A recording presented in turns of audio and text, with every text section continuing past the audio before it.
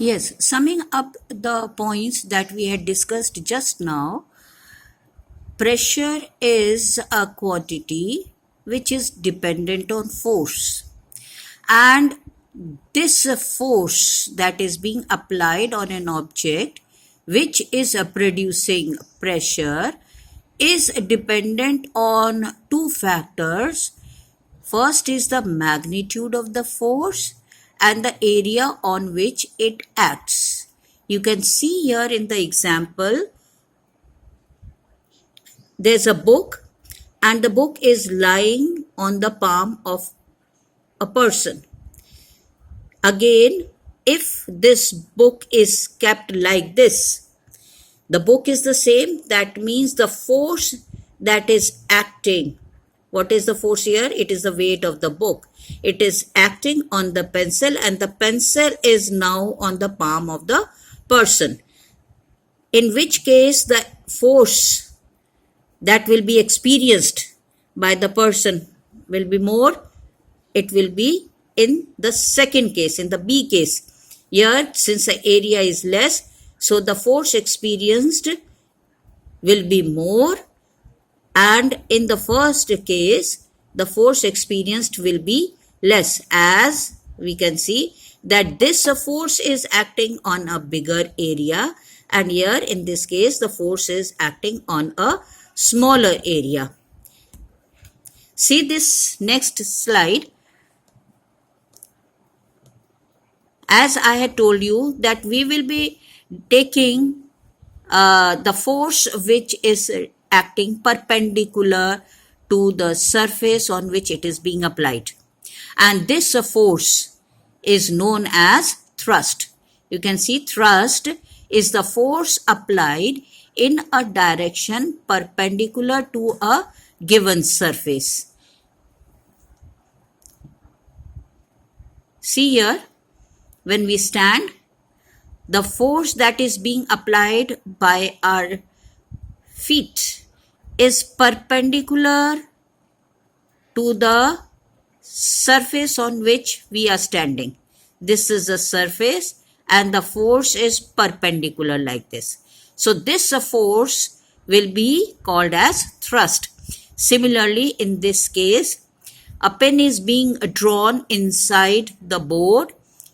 Force is being applied on the head of the pen and the pen goes inside the board. Again, this force is acting perpendicular to the surface of the board. So we will call this force as the thrust.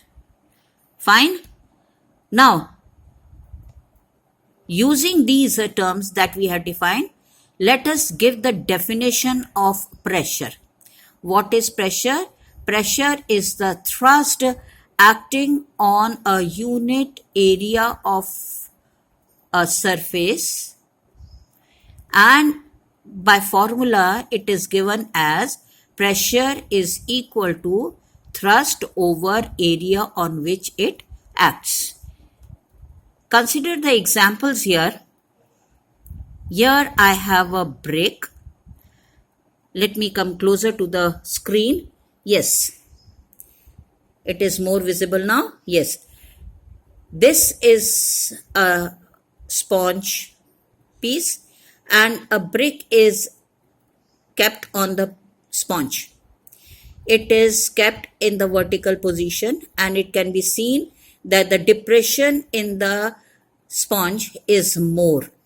When the brick is kept vertically like this, the area of the brick that is in contact with the sponge is more.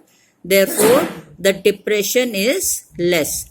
Here, it is kept in this position, area is less. So, the depression, or I'll say the pressure, is more. Since the area is less, the pressure becomes more. Here, the brick remains the same. That means the force applied by the brick remains the same. But the area on which this force is being applied, that increases. Therefore, the pressure decreases. And in our day-to-day life, we have come across these examples.